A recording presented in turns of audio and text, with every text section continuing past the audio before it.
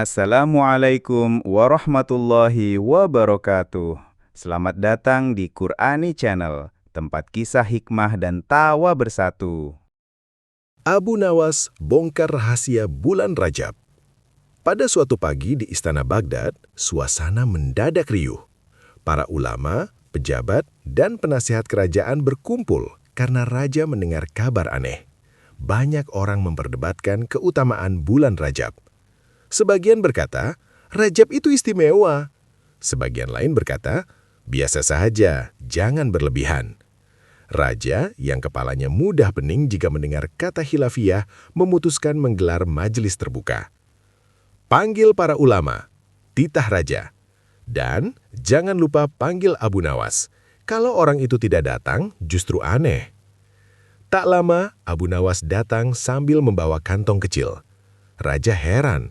Wahai Abu Nawas, apa isi kantongmu? Rahasia, Paduka, jawabnya santai. Isinya hanya bisa dibuka oleh orang yang tidak sombong. Para ulama saling pandang. Raja menghela nafas. Baik, sekarang jelaskan, apa sebenarnya keutamaan bulan Rajab? Seorang ulama berdiri dengan wajah serius. Paduka, Rajab itu memang salah satu bulan haram, tapi jangan dilebih-lebihkan. Banyak orang awam terjatuh pada amalan tanpa dasar. Ulama lain menyambung, benar, kalau tidak ada dalil khusus, lebih baik diam.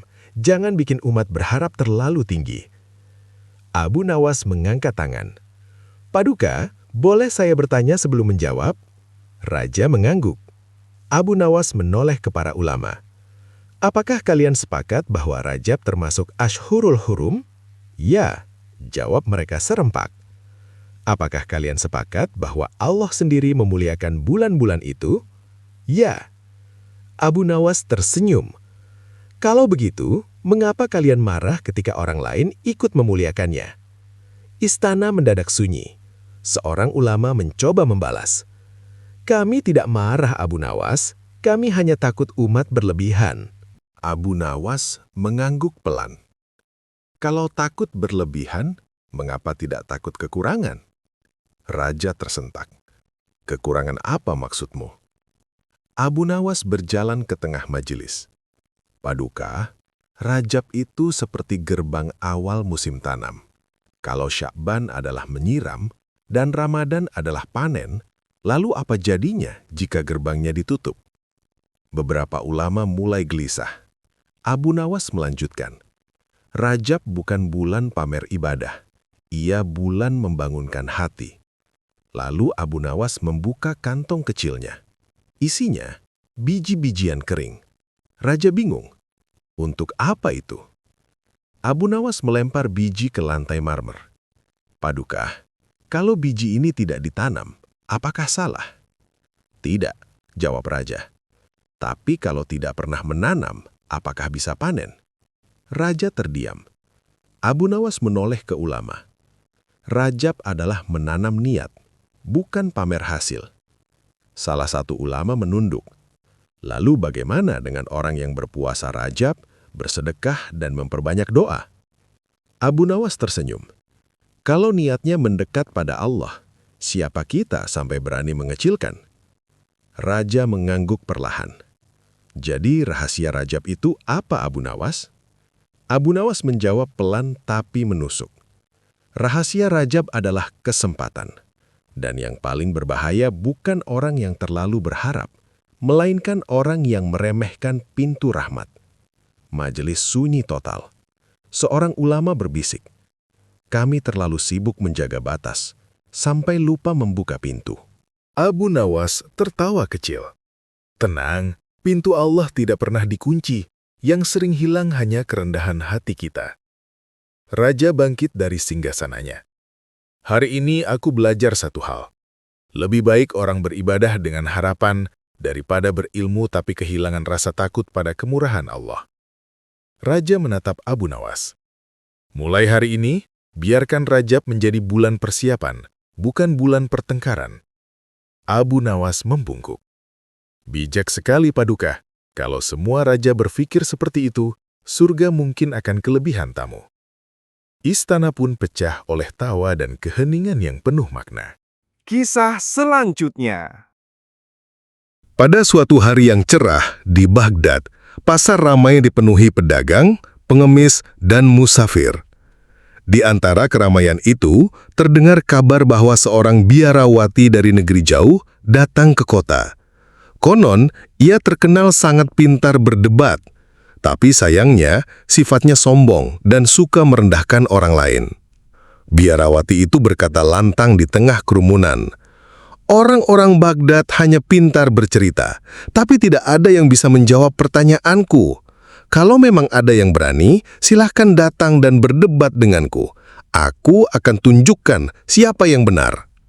Kerumunan mendengarkan dengan takjub. Sebagian merasa tertantang, sebagian lagi hanya menggeleng karena takut dengan keangkuhannya. Tiba-tiba, seorang lelaki sederhana dengan sorban lusuh melangkah ke depan. Siapa lagi kalau bukan Abu Nawas? Dengan gaya santai, ia berkata, "Wahai Ibu Biarawati, aku dengar engkau pandai sekali berbicara. Tapi apakah engkau juga pandai menerima kekalahan?" Biarawati itu tersenyum sinis. "Jangan bermimpi. Aku sudah mengalahkan banyak ulama dan cendekiawan di negeri lain. Siapa engkau yang berani menantangku?" Abu Nawas mengusap janggutnya, lalu menunduk sedikit seolah memberi hormat. "Aku hanyalah Abu Nawas, orang biasa yang suka mencari kebenaran lewat akal sehat. Kalau engkau memang yakin dengan keyakinanmu, mari kita bicara. Tapi jangan marah kalau jawabanmu nanti justru membuatmu malu sendiri." Kerumunan bersorak. Semua ingin menyaksikan duel kata-kata ini. Dengan penuh percaya diri, biarawati itu mengangkat suaranya. "Baiklah Abu Nawas, dengarkan pertanyaanku. Katakan padaku, Tuhan itu ada di langit atau di perut Maria?" Orang-orang terkejut mendengar pertanyaan itu. Sebagian terdiam karena merasa pertanyaan itu berbahaya. Sebagian lain menunggu bagaimana Abu Nawas akan menjawab. Biarawati itu menatap tajam sambil tersenyum sombong seolah yakin bahwa pertanyaannya akan membuat Abu Nawas tidak berkutik. Abu Nawas tidak langsung menjawab. Ia malah duduk di tanah, mengambil segenggam pasir, lalu menaburkannya pelan ke udara. Orang-orang heran melihat tingkahnya. "Apa maksudmu, Abu?" tanya Biarawati. Abu tersenyum sambil berkata, "Engkau bertanya di mana Tuhan, di langit atau di perut Maria? Pertanyaanmu salah sejak awal, karena engkau membayangkan Tuhan itu seperti burung yang harus bertengger di suatu tempat, atau seperti benda yang bisa dimasukkan ke dalam wadah." Biarawati itu langsung memotong. "Tapi menurut kepercayaan kami, Tuhan pernah ada dalam rahim Maria. Itu berarti ia bisa berada di dalam perut manusia, bukan?" Abu tertawa kecil, lalu menjawab dengan santai namun menusuk. "Kalau Tuhan bisa kau masukkan ke dalam perut, berarti Tuhan lebih kecil daripada perut. Kalau Tuhan bisa kau letakkan di langit, berarti langit lebih besar daripada Tuhan. Padahal yang menciptakan langit dan rahim adalah Tuhan itu sendiri. Apakah ciptaan bisa lebih besar daripada pencipta?" Kerumunan langsung bersorak mendengar logika itu. Biarawati itu mencoba menahan wajahnya agar tetap tenang, meski sebenarnya ia mulai terpojok. "Baiklah Abu, tapi bukankah kau percaya Tuhan itu maha hadir? Kalau dia ada di mana-mana, berarti dia juga ada di perut Maria, kan?" Abu tersenyum semakin lebar. "Kalau aku bilang Tuhan ada di mana-mana, artinya bukan dia pindah-pindah tempat seperti pedagang pindah dari pasar ke pasar. Kehadiran Tuhan tidak sama dengan kehadiran makhluk. Apakah engkau pernah melihat cahaya matahari masuk ke setiap rumah? Apakah itu berarti mataharinya pindah-pindah masuk rumahmu?" Kerumunan tertawa terbahak-bahak. Abu melanjutkan dengan tenang. "Begitu juga Tuhan. Cahayanya bisa hadir di mana saja, tapi bukan berarti ia terbatas oleh ruang. Maka pertanyaanmu tentang apakah dia di langit atau di perut Maria itu, sama lucunya dengan bertanya, apakah matahari ada di rumahku atau di langit? Jawabannya, matahari tetap di tempatnya, tapi cahayanya menerangi semuanya." Belum puas, Abu Nawas berdiri lalu balik bertanya kepada Biarawati, "Sekarang aku ingin gantian bertanya padamu. Menurutmu, siapa yang menciptakan Maria?" "Ya, tentu saja Tuhan," jawab Biarawati dengan cepat. Kalau begitu, Abu melanjutkan, "Apakah mungkin pencipta lebih kecil daripada ciptaannya, sehingga harus numpang di dalamnya?" Kalau engkau mengatakan Tuhan pernah masuk ke dalam perut Maria, itu berarti Maria lebih besar daripada Tuhan. Apakah engkau berani mengatakan makhluk lebih besar dari Sang Pencipta? Biarawati itu terdiam. Mulutnya terbuka, tapi tak ada kata yang keluar. Kerumunan mulai bersorak sambil bertepuk tangan. Abu Nawas! Abu Nawas! Luar biasa! Melihat lawannya semakin kebingungan, Abu Nawas menutup dengan satu kalimat telak. Wahai Ibu Biarawati, engkau bertanya seolah-olah Tuhan itu bisa dipindahkan seperti barang dagangan. Hari ini di langit, besok di rahim, lusa di pasar. Tapi ingatlah, kalau Tuhan bisa dipindah-pindah, berarti dia bukan Tuhan. Tuhan yang sejati tidak butuh tempat, justru tempat yang membutuhkan dia agar ada. Kemudian Abu Nawas menatapnya tajam, tapi tetap dengan senyum. Jadi, jangan bertanya apakah Tuhan di langit atau di perut Maria. Pertanyaan itu seperti bertanya apakah laut ada di ember atau ember ada di laut. Kalau kau memasukkan laut ke dalam ember, yang masuk hanya sedikit air, bukan seluruh laut. Begitu juga, kalau kau pikir Tuhan ada di perut, yang ada hanyalah bayangan pikiranmu, bukan Tuhan yang sebenarnya. Biarawati itu akhirnya menundukkan kepala, wajahnya memerah karena malu. Seluruh kerumunan tertawa terbahak-bahak, sebagian lagi bertepuk tangan. Seorang pedagang tua berkata, "Sudah kubilang, tak ada yang bisa mengalahkan Abu Nawas. Bahkan pertanyaan paling licik pun bisa diputar balik olehnya." Sejak hari itu, Biarawati sombong itu tidak lagi berani meremehkan orang Baghdad. Ia pergi dengan wajah tertunduk, sementara Abu Nawas kembali melenggang ke kedai kopi, seolah tak terjadi apa-apa. Dan rakyat Baghdad pun punya bahan cerita baru untuk ditertawakan berhari-hari lamanya. Kisah selanjutnya. Di sebuah negeri yang jauh, Raja Harun al-Rasyid kembali bosan. Hari-hari berlalu dengan pesta, musik, dan gelak tawa. Namun, hatinya ingin sesuatu yang berbeda. Ia ingin hiburan sekaligus ilmu. Suatu pagi, seorang utusan datang ke istana membawa kabar. Paduka, ada seorang biarawati dari negeri Romawi datang.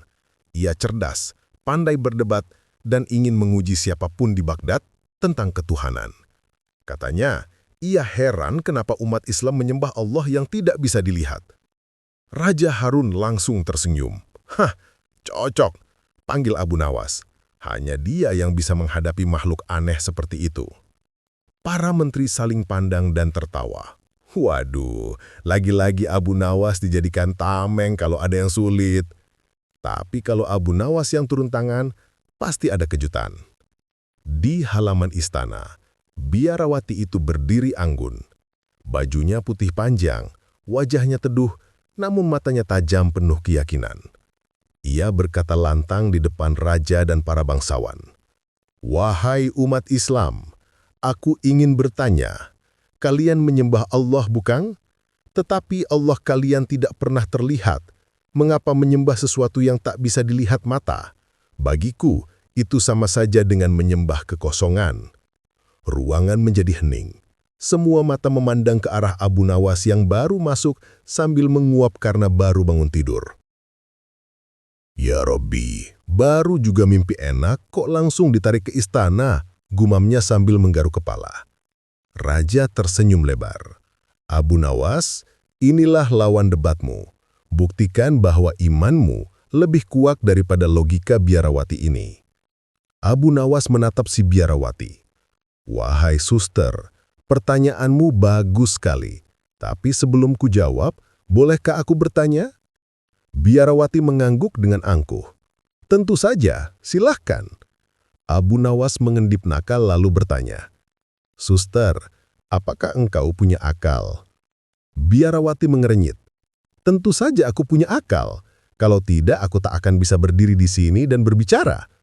"Baik, kalau begitu, tolong keluarkan akalmu dari kepalamu, biar semua orang bisa melihat bentuknya, warnanya, dan baunya." Seluruh ruangan langsung pecah dengan tawa. Raja sampai hampir jatuh dari kursinya. Biarawati tersentak, wajahnya merah. "Itu mustahil. Akal tak bisa dilihat dengan mata, tapi dirasakan lewat pikiran dan tindakan." "Loh, persis sekali dengan Allah," jawab Abu Nawas sambil menepuk tangan. "Allah tidak terlihat, tapi kekuasaannya kita rasakan dalam hidup kita. Dari udara yang kita hirup, makanan yang kita makan, hingga detak jantung yang tak pernah berhenti kecuali atas izinnya. Para hadirin bersorak. Wah, jawaban yang cerdas! Biarawati berusaha tenang. Ia tidak mau kalah begitu saja. Baiklah, wahai Abu Nawas, akal memang tak terlihat, tetapi aku bisa merasakan akibatnya. Bagaimana aku bisa merasakan Allah secara nyata? Abu Nawas tersenyum lebar. Suster, apakah engkau pernah jatuh cinta? Pertanyaan itu membuat semua orang menahan nafas, lalu tertawa geli. Raja sampai menepuk-nepuk meja. Biarawati kaget, wajahnya makin merah. Itu urusan pribadi, katanya gugup. Abu Nawas tetap tenang. Tidak usah marah, suster. Aku hanya bertanya, kalau engkau pernah jatuh cinta, bisakah engkau menunjukkan cinta itu di dalam botol? Bisa engkau letakkan di atas meja? Bisa engkau timbang berapa kilonya? Biarawati menunduk. Tidak bisa, tapi aku bisa merasakannya. Bagus, seru Abu Nawas. Itulah jawabannya. Cinta tak terlihat, tapi nyata. Angin tak terlihat, tapi kita rasakan sejuknya. Nyawa tak terlihat, tapi kita tahu kita hidup. Dan Allah, Dia Maha Pencipta semua itu. Bagaimana mungkin engkau hanya mau menyembah yang terlihat, padahal yang tak terlihat jauh lebih berkuasa? Seluruh hadirin kembali bertepuk tangan. Raja sampai berkaca-kaca karena menahan tawa dan kagum sekaligus. Biarawati mulai bimbang, tapi ia masih berusaha bertahan. Abu Nawas, kalau begitu, tunjukkan padaku bukti langsung bahwa Allah benar-benar ada saat ini juga. Abu Nawas menghela napas panjang. Lalu dengan gaya dramatis, ia menunjuk ke arah matahari yang bersinar terik. Suster, lihatlah matahari. Engkau bisa melihat sinarnya, bukan? Ya, tentu. Sekarang, tatap mataharinya lama-lama dengan matamu. Biarawati mencoba, lalu langsung memalingkan wajah sambil menutup mata. Ah, itu menyakitkan. Terlalu silau. Abu Nawas tertawa kecil. Suster, kalau melihat ciptaan Allah saja matamu tidak sanggup, bagaimana mungkin engkau meminta melihat Allah langsung? Bukankah itu jauh lebih dahsyat? Kita hanya bisa merasakan dan menyembahnya, bukan menatapnya dengan mata fana ini. Ruangan mendadak hening. Semua orang menatap Biarawati. Wajahnya pucat, matanya berkaca-kaca. Ia bergetar, lalu menunduk dalam-dalam. Dengan suara pelan, ia berkata, Abu Nawas, jawabanmu membuka hatiku. Sungguh, aku salah selama ini. Aku hanya percaya pada yang terlihat, padahal hakikat hidup jauh lebih besar dari itu. Aku bersaksi tiada Tuhan selain Allah dan Muhammad adalah utusannya. Seluruh ruangan bergemuruh takbir. Allahu Akbar! Allahu Akbar! Raja Harun berdiri, memeluk Abu Nawas. Engkau memang ajaib, Abu Nawas. Dengan humor dan logika sederhana, engkau bisa menaklukkan hati yang keras. Engkau bukan hanya membuatku tertawa, tapi juga membuat orang lain mendapat hidayah. Abu Nawas tersenyum nakal. Paduka, jangan terlalu memuji. Kalau terlalu sering, nanti saya minta gaji tambahan. Semua orang kembali tertawa bahak-bahak. Sejak hari itu, Biarawati yang cerdas itu hidup di Baghdad sebagai seorang muslimah. Ia belajar agama dengan rendah hati. Sering menceritakan bagaimana Abu Nawas membuka hatinya hanya dengan logika sederhana. Dan Abu Nawas? Ia tetap menjadi Abu Nawas. Orang yang bisa membuat orang paling keras kepala pun takluk. Bukan dengan pedang, bukan dengan kekerasan, melainkan dengan humor, akal sehat, dan cahaya iman. Kisah selanjutnya. Hari itu, suasana istana Baghdad riuh oleh kabar. Raja Harun al-Rashid akan mengadakan majelis besar membahas hukum arak dan tuak. Katanya, ada laporan rakyat yang bingung. Katanya, tuak itu dari buah kurma. Kalau kurma halal, kenapa hasilnya jadi haram? Para ulama pun dipanggil. Semua memakai jubah tebal, sorban menggunung, dan wajah serius seperti sedang menimbang langit ketujuh. Namun tiba-tiba, datanglah Abu Nawas dengan pakaian sederhana, jubah lusuh, dan senyum seenaknya. Raja tersenyum lebar. "Wahai Abu Nawas," katanya, "hari ini kita akan bahas hal besar. Apakah arak itu halal atau haram?" Abu Nawas mengangguk santai.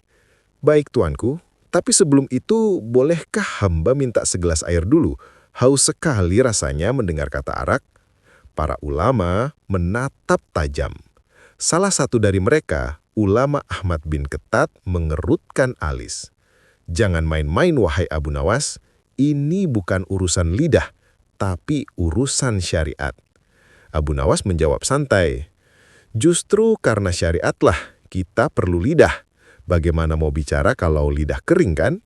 Raja tertawa lebar, sementara para ulama menatap jengkel.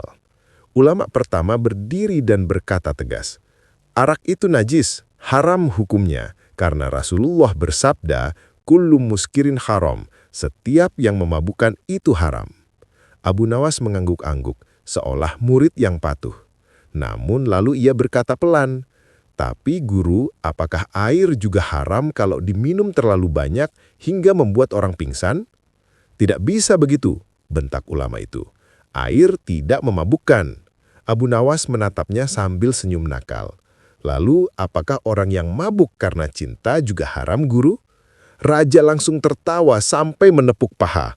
"Wah, itu pertanyaan sulit." Ulama kedua yang lebih tua mencoba menengahi. "Begini, wahai Abu Nawas, arak itu haram karena membuat akal hilang. Orang mabuk tidak tahu apa yang ia ucapkan." Abu Nawas berdaham.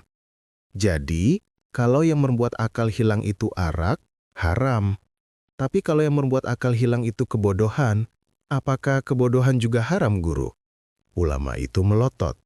"Bukan begitu maksudnya." Abu Nawas menjawab dengan gaya polos.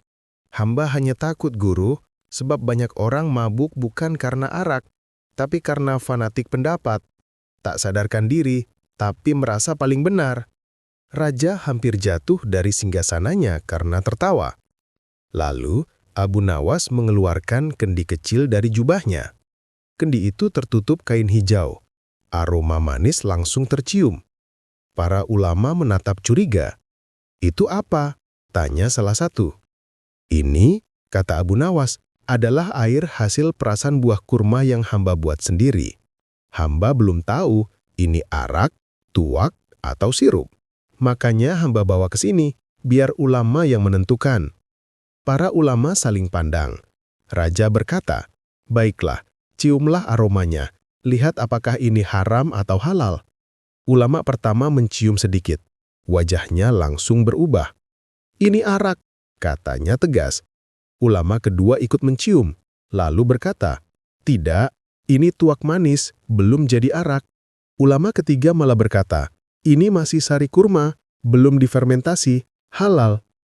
Abu Nawas pura-pura bingung. Jadi, 3 ulama 3 fatwa. Lalu, hamba harus ikut yang mana? Raja tertawa sampai terbatuk. "Benar juga Abu Nawas, kalau bau saja sudah beda pendapat, apalagi rasanya." Abu Nawas lalu bertanya serius, "Wahai para ulama, apakah arak itu berasal dari sesuatu yang halal?" "Iya," jawab mereka. "Berasal dari buah anggur atau kurma." "Kalau begitu," lanjut Abu Nawas, "bagaimana sesuatu yang asalnya halal bisa jadi haram hanya karena berubah bentuk?" Salah satu ulama menjawab cepat, "Karena prosesnya menjadikannya memabukkan." Abu Nawas tersenyum licik. "Kalau begitu, guru, kalau ada orang yang makan kurma banyak sekali sampai mabuk gula, apakah ia berdosa?" "Tidak." "Lalu, kenapa arak yang juga dari kurma jadi haram, padahal sama-sama bikin pusing?" Para ulama terdiam. Raja tertawa lagi sampai air matanya keluar. Akhirnya ulama paling bijak berderi. "Abu Nawas, jangan kau bermain logika dengan hukum Allah. Abu Nawas menunduk, namun dengan nada lembut ia berkata, "Bukan hamba yang bermain, Guru. Hamba hanya ingin memastikan bahwa yang haram itu bukan cairannya, tapi akibatnya. Arak bisa jadi haram tapi bukan karena warnanya, bukan karena baunya, melainkan karena membuat manusia lupa pada Tuhannya. Tapi kalau seseorang minum air tapi sombong pada ilmunya, bukankah itu juga mabuk?" Raja langsung berdiri dan bertepuk tangan. "Luar biasa! Ini baru definisi mabuk sejati." Ulama yang tadi marah kini tersenyum malu. "Kau memang lidah tajam tapi niatmu baik, wahai Abu Nawas. Tapi tetaplah, arak itu haram bagi yang ingin menjaga akalnya." Abu Nawas mengangguk. "Benar, Guru. Maka hamba tidak minum arak, tapi banyak orang minum ego setiap hari." Semua yang hadir tertawa keras. Raja memegang perutnya sambil berkata, "Mulai hari ini, aku perintahkan, larangan bukan hanya untuk arak, tapi juga untuk ego, kesombongan, dan keangkuhan." Para penjaga istana pun ikut tertawa. Setelah sidang selesai, Raja memanggil Abu Nawas. "Abu Nawas, jujur saja, apa sebenarnya isi kendi tadi?" Abu Nawas tersenyum nakal. "Air gula yang hamba campur cuka sedikit biar baunya menipu." Raja terkejut lalu tertawa terbahak. "Jadi mereka debat panjang hanya karena air gula?" Abu Nawas menjawab santai, "Betul, tuanku, kadang yang kita anggap masalah besar hanyalah sesuatu yang manis tapi berbau aneh." Raja mengangguk sambil tersenyum bijak. Dan itulah manusia. Mudah mabuk oleh dugaan, lupa mencicipi kebenaran. Abu Nawas menunduk hormat. "Benar, tuanku, yang memabukkan bukan arak, tapi akal yang tidak digunakan." Raja pun tertawa puas dan berseru, "Abu Nawas, kau memang gila, tapi gila yang membuat kami sadar." Seluruh istana bergemuruh oleh tawa dan sorak-sorai. Dan sejak hari itu, di Baghdad muncul peribahasa baru. Yang memabukkan tak selalu dari kendi, kadang dari kepala sendiri. Kisah selanjutnya. Pada suatu hari di Baghdad, Raja Harun al-Rashid tampak resah. Ia mendengar kabar bahwa seorang biarawati cerdas dari negeri Romawi datang membawa pertanyaan yang sulit dijawab oleh ulama manapun. Dan siapa lagi yang dipanggil kalau bukan Abu Nawas? Raja berkata, "Abu Nawas, awas kau jangan bikin malu kerajaan. Biarawati ini sangat kritis." Dengan santai, Abu Nawas menjawab, "Tenang saja, tuanku. Hamba biasa kalah dari istri sendiri, tapi tidak dari logika orang asing." Semua orang pun tertawa mendengar kelakar Abu Nawas. Tak lama, biarawati itu tiba. Namanya Suster Maria de Veritas. Wajahnya tegas, matanya tajam, pikirannya kritis. Ia langsung menatap Abu Nawas dan berkata, "Jadi, engkaulah si Abu Nawas. Apakah kau siap menjawab pertanyaanku?" Dengan gaya santai, Abu Nawas berkata, "Kalau pertanyaanmu 1, mudah. Kalau 10, masih bisa. Tapi kalau lebih banyak daripada utang tetangga saya, wah, itu baru masalah." Suster Maria lalu mengajukan pertanyaan yang membuat semua orang terdiam. Ia berkata, "Wahai Abu Nawas, kalau Muhammad benar nabi, kenapa umat Islam masih mendoakannya? Bukankah seorang nabi tidak butuh doa manusia?" Para ulama mengusap janggut, bingung mencari jawaban. Raja Harun melirik Abu Nawas dengan wajah panik. Dengan tenang, Abu Nawas menjawab, "Suster yang mulia, apakah engkau mencintai Yesus?" Maria menjawab, "Tentu saja." Abu Nawas melanjutkan, "Apakah engkau berdoa menyebut namanya?" Maria mengangguk, "Ya, kami memujinya." Abu Nawas tersenyum. "Nah, bukankah Yesus tidak butuh doamu? Tapi engkau tetap melakukannya. Kenapa? Karena engkau sendiri yang butuh mengingatnya. Begitu pula kami. Kami mendoakan Nabi Muhammad bukan karena beliau kurang mulia, tetapi karena kami yang butuh terhubung dengannya." Untuk memperjelas, Abu Nawas mengambil cangkir dan menuangkan air. Ia berkata, "Bayangkan Nabi Muhammad seperti lautan penuh rahmat, sedangkan kami hanyalah cangkir kecil. Saat kami berdoa kepadanya, justru cangkir kamilah yang terisi air. Doa itu kembali pada diri kami sendiri." Semua orang bertepuk tangan. Raja Harun hampir tersedak urma saking kagumnya. Namun biarawati belum puas. Ia bertanya lagi, Mengapa tidak langsung saja kepada Allah? Mengapa harus menyebut Muhammad? Abu Nawas menjawab dengan jenaka, "Suster, mengapa engkau datang ke Baghdad tidak sendirian? Mengapa butuh rombongan penunjuk jalan? Karena engkau tidak tahu jalan. Begitulah kami. Nabi Muhammad adalah penunjuk jalan kami menuju Allah." Raja Harun langsung tertawa terbahak. "Hahaha, betul sekali." Biarawati terdiam lama. Air matanya jatuh. Ia berbisik dengan suara bergetar. Jadi, doa kepada Muhammad itu bukan karena dia butuh, tapi karena manusialah yang butuh kasih sayangnya. Abu Nawas menjawab singkat, "Betul, suster. Dengan menyebut Nabi, doa kami lebih cepat sampai. Seperti surat yang ada cap resmi raja. Pasti diterima." Hening sejenak, lalu biarawati itu berkata lantang, "Aku bersaksi, tiada Tuhan selain Allah, dan Muhammad adalah utusannya." Orang-orang bersorak gembira. Raja Harun bangkit dari singgasana dan memeluk Abu Nawas. Raja berkata, "Wahai Abu Nawas, engkau bukan hanya pelawak, tapi juga pahlawan iman." Abu Nawas tersenyum nakal dan menjawab, "Tuanku, jangan terlalu sering memuji.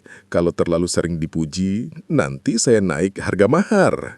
Semua orang tertawa terbahak-bahak. Sejak hari itu, Suster Maria hidup di Baghdad sebagai muslimah. Dan nama Abu Nawas makin harum bukan hanya sebagai tukang kelakar, tapi juga sebagai penjawab logika paling jenaka di zamannya. Sampai jumpa di kisah berikutnya di Qur'ani Channel, menyentuh hati lewat cerita. Wassalamualaikum warahmatullahi wabarakatuh.